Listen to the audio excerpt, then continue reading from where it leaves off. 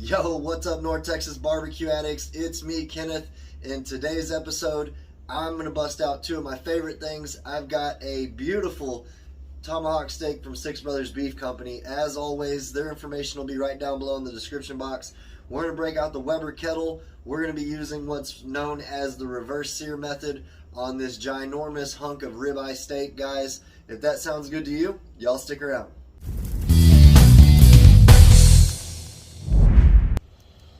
So we got the chimney going. I've got about 3/4 a chimney of the Kingsford Blue charcoal getting lit in here, and then we've got about a handful of some hickory and apple chips that we're going to be using for the smoke on this Tomahawk. I'm going to let this gray over. Wanted to show y'all we're grilling on the kettle today, so we're going to direct all of our charcoal on one side of the grill, and then we'll put that Tomahawk steak on the other section of the grill to start out the cook. So next time I see y'all, we'll season that Tomahawk up. Alright guys, so we've got our Tomahawk from Six Brothers Beef Company on the cutting board. Beautiful marbling. We're going to be seasoning with some Two Pig Mafia. This won the World Steak Championship in 2019. That's what we're going to be using today. So let's go ahead and put a healthy coat of this on here. I've never grilled with this yet before. I've heard awesome things about it, so excited to try that out on this Tomahawk steak. I'll have Sucklebuster's information down below in the description box, as well as Six Brothers Beef Company. Make sure you check them out. Support small businesses. They are a great company to get behind, both of them. So, alright, I'm going to get these edges. Next time I see y'all, we'll get this onto the kettle. Alright y'all, so we got our charcoal on this side of our grill. We're going to go ahead and put the Tomahawk on the opposite side here. I got some apple wood and some hickory, just a few chunks that we're going to be using while we're cooking to impart a little bit of flavor, smoked flavor I should say, into this Tomahawk steak. So I'm going to shut this down, let it go for about 15 minutes, and then we'll check on it. That is looking beautiful.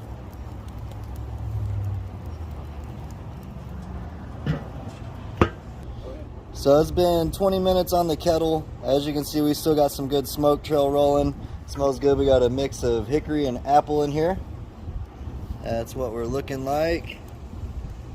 That's good smoke flow, not too heavy, not too thin. It's a big piece of meat, so I can take it.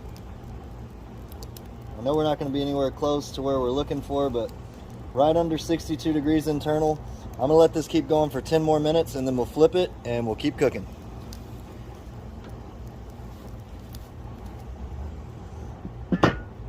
Alright guys, so it's actually been about, I'd say 15 minutes, and I just checked the temperature and we're still right under 70 degrees internal. Again, this is a big old hunk of beef right here, so we're going to go ahead and flip it. Ooh, look at that. We got some good grill marks happening right there. We still got some good heat source going over here on the indirect side. I'm going to let that go for about 15 more minutes, and I'm guessing we'll be close to about 115 degrees internal at that point, and then we'll get ready to sear it up. So we're a little over 20 minutes into this cook. It smells awesome. Remember, we've already flipped it at this point. Let's see what our temperature is. Man, that seasoning smells good. We're right around 100 degrees internal, which is perfect. I usually like to flip around that time. We're gonna go ahead and put it right over the coals.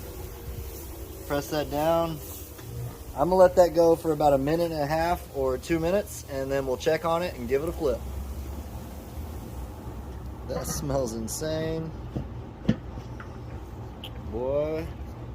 What I haven't mentioned yet is this entire time, no matter where the steak's been, the exhaust has been right over that piece of protein, because that forces the smoke to have to carry over the meat that we're cooking and then out, instead of escaping the grill before it imparts good smoky flavor on what you're cooking. So it's been about 2 more minutes.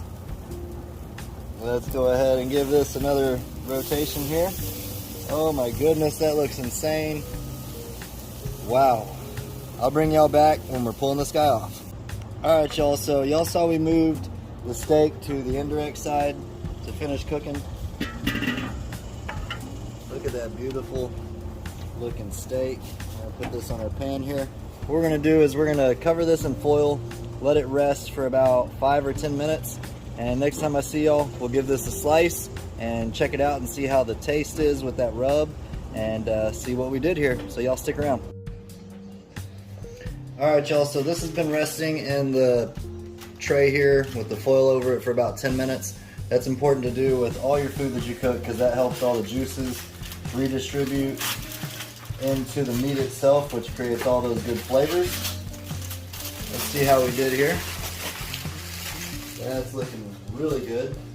Let's go ahead and get this off the tray, and we'll save these juices to the side. Alright, let's see how we did. We want to take the bone up here, cut it away. There we go. Got some bone gristle going on right there. There we go. And you're left with your big old steak here. You got your spinalis, the loin, and the tail.